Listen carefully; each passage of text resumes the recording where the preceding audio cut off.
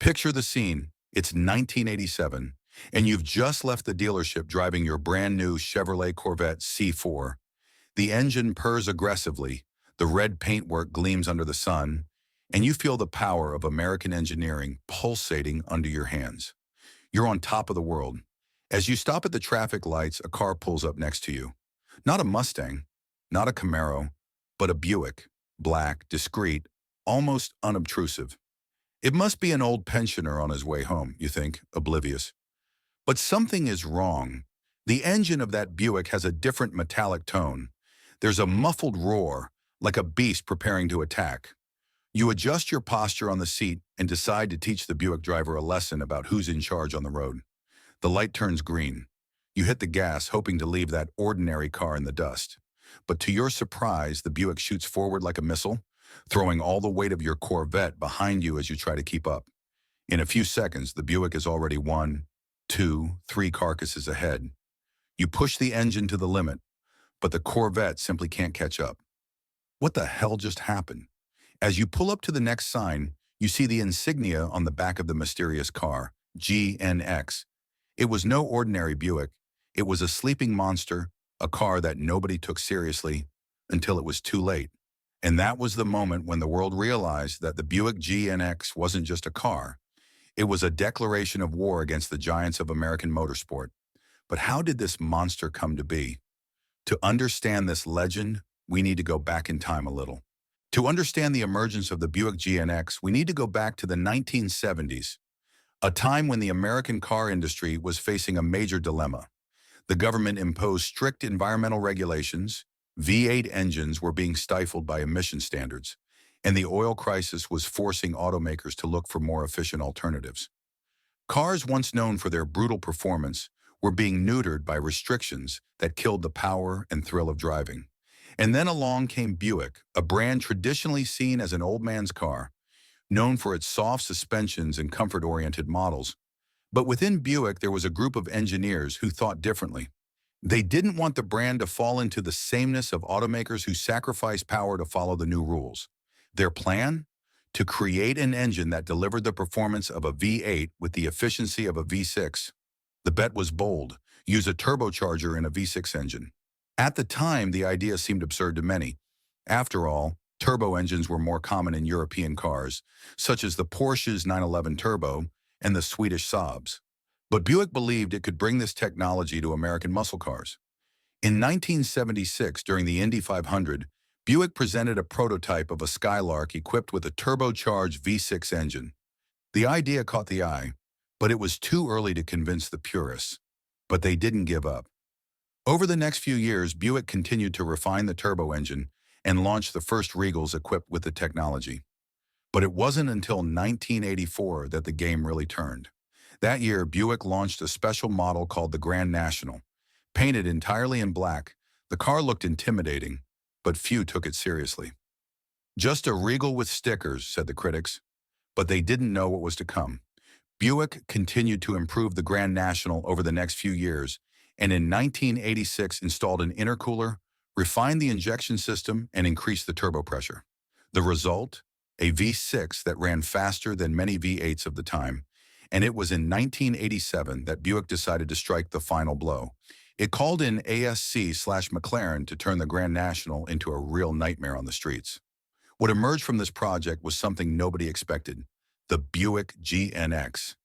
Now the world was about to meet one of the fastest cars ever produced in the 80s. The year was 1987, and Buick knew that its time with rear-wheel drive muscle cars was coming to an end. The era of brutal V8s was no more, and the brand was preparing for a front-wheel drive future. But before that happened, they decided to do something historic. The mission? To create one last cry of defiance, a car that would show the world that a turbocharged V6 could destroy the traditional icons of American power. To do this, Buick called in none other than ASC/McLaren, a company that specializes in improving high-performance vehicles. The project was clear: turn the Grand National into an unstoppable monster. The ASC/McLaren engineers weren't messing around. They beefed up the engine, installed a larger turbo, overhauled the electronic fuel injection, and fitted a high-flow intercooler. But the icing on the cake was the electronic turbo adjustment, which allowed the boost pressure to be increased in real time, depending on demand. The result? A 3.8-liter V6 engine that officially generated 276 horsepower and 360 pound-feet of torque. Officially, in fact, rumor had it that the real power was well above that, probably closer to 300 to 320 horsepower. But Buick lied about the numbers so as not to embarrass other GM cars, especially the Corvette, which was the top of the brand at the time. The GNX didn't stop there. In addition to the monstrous engine, it got a revised suspension system with a panhard bar, reinforced axles, widened wheels, and a modified transmission to cope with the brutal force of the engine. To give it an even more menacing look, the GNX came in an all-black design with flared fenders and discreet emblems that said only one thing: danger. And when it was finally tested on the streets, the legend was born. Specialized magazines were quick to pit the GNX against the biggest sports cars at the time, and the results were frightening, to say the least. 0 to 100 kilometers per hour, just 4.6 seconds. This made the Buick GNX one of the fastest American cars of its time. To give you an idea, it was faster than the 1987 Corvette, a car that was supposed to be GM's king. And the most impressive thing? It did all this with 2 fewer cylinders. The GNX was a predator on the streets. While owners of Camaros and Mustangs relied on the raw power of V8s, drivers of a GNX knew they had a secret hidden under the hood. It didn't need to scream with loud exhausts or flashy visuals. It simply destroyed everything in silence. And the impact of the GNX was so great that to this day it is considered one of the greatest muscle cars in history. But there was a problem. Buick knew that such a powerful car couldn't last for long, and that's when the story took an unexpected turn. Despite its overwhelming performance and the respect it earned on the streets, the fate of the Buick GNX was already sealed even before its rise. General Motors had already decided that, as of 1988, Buick would stop making rear-wheel drive muscle cars, focusing on more economical and comfort-oriented models. The era of the brand's sports sedans and fast cars was coming to an end, and that meant only one thing: the GNX would be the last of the warriors. Buick knew this. The engineers knew it. The enthusiasts knew it. But far from being a melancholy farewell, the GNX had a glorious last dance. To make the farewell even more special, Buick decided to limit production to just 547 units. Initially, the plan was to manufacture just 500 cars, distributing one to each of the 500 most profitable Buick dealerships in the United States. But due to overwhelming demand, 47 more units were produced. The price of the GNX was one of the highest ever charged for a Buick, $29,290 in 1987, the equivalent of more than $75,000 today. It was an impressive amount for a Buick car, but those who understood what that car represented didn't hesitate to pay it.